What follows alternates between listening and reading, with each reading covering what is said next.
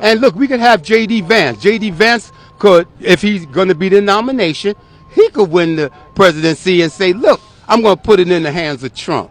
You know, so there are variables, but that, you know, we've gone into the Constitution. But it is against the Constitution for him to become president for a third term. It is against the Constitution to overthrow a duly elected president.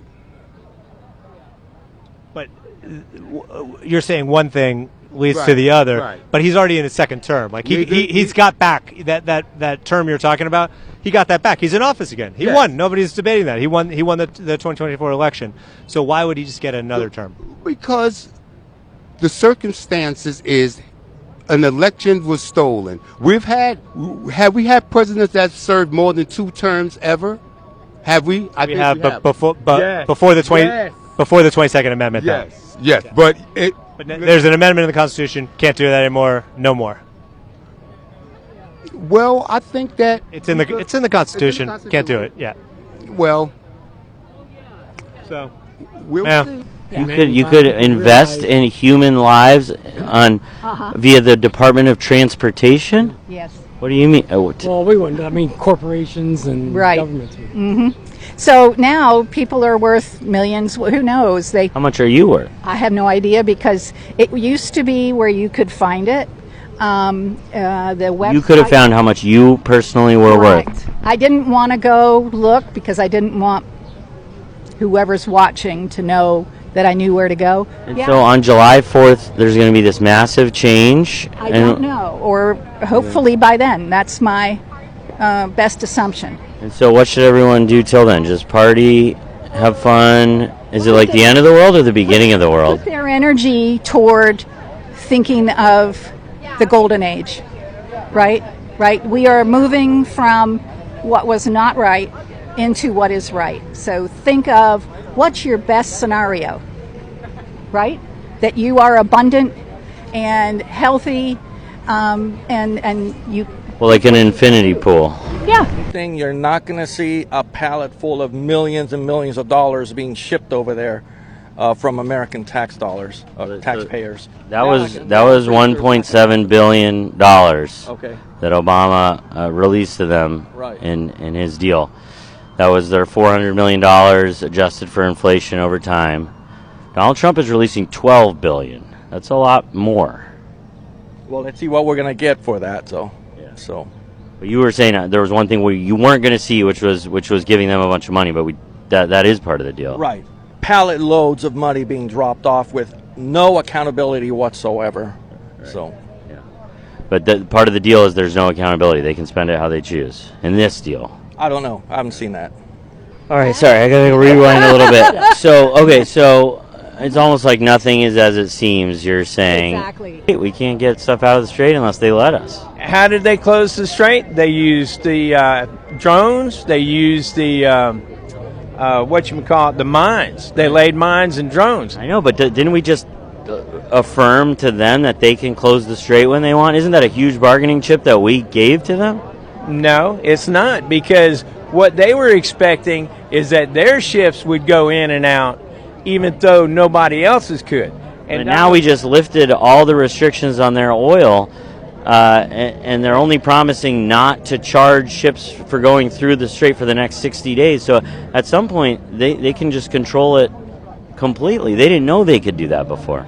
Well, the thing about it is, you and I both know that we have a president that's going to hold their feet to the fire. And if they don't live up to what he says, I mean, you remember he even threatened to take control of the strait and charge 20% surcharge. And it didn't work, right? Well, no, he just threatened it. You can't do what? Wave a flag. They're banning it. You cannot wave. Can't wave a flag? You cannot wave your country's flag in Europe. You can't wave your country's flag in Europe? It is being banned. I was just at the Olympics, and that's in Italy and Europe. Everyone was waving their own country's flags, including the Italian flag. Well, you can't put it up on your house, not anymore. They're banning it. I think it's still in process, but In all of Europe. I'm not saying all of Europe. I think actually maybe it's just the UK. Do you hope Donald Trump runs for president in 2028? You see, what I'm with, they stole an election from us, right? They stole an election. So what does that mean? That means that 2020, yes. So President Trump allowed them to steal the election. They stole the election. They ran a coup, and it's just like a diamond heist. If you steal the diamonds, then once they find the diamonds, you return it back to the original owner, right? So that's the way we look at the executive, the presidency. All right, and so you're talking about Iran. You're hoping to make Iran great again. How is that going to happen? With the memorandum of understanding, which leads to a peace treaty, which leads to a pact, and it's a framework for a future agreement. But it's not. Some people criticize it, though. You probably know the reasons they do. I understand the criticism. Yeah. I think it's baseless because it's nothing at this point. It's better than the JCPOA, which P in JCPOA is a plan. And it took Obama 2 years to come up with that thing, and it was still a piece of shit. It should be called should have been called the JCPOS. It was a piece of shit agreement. It wasn't a plan of act. It was a plan of action, and it was a weak plan at best. And how is it weaker than this MOU right now? No, because it's only an MOU, and they're still working out the details. So nobody can predict the future at this point. Everyone is just speculating at this point. I don't even think Trump knows what's in it yet. They're still working out the details. Wait, Donald Trump doesn't know what's in the MOU? They're still working out the details. Make America great again. When was America great? Well, it's always been great. It was great after World War II. It was great after... During, like, Jim Crow? World War II.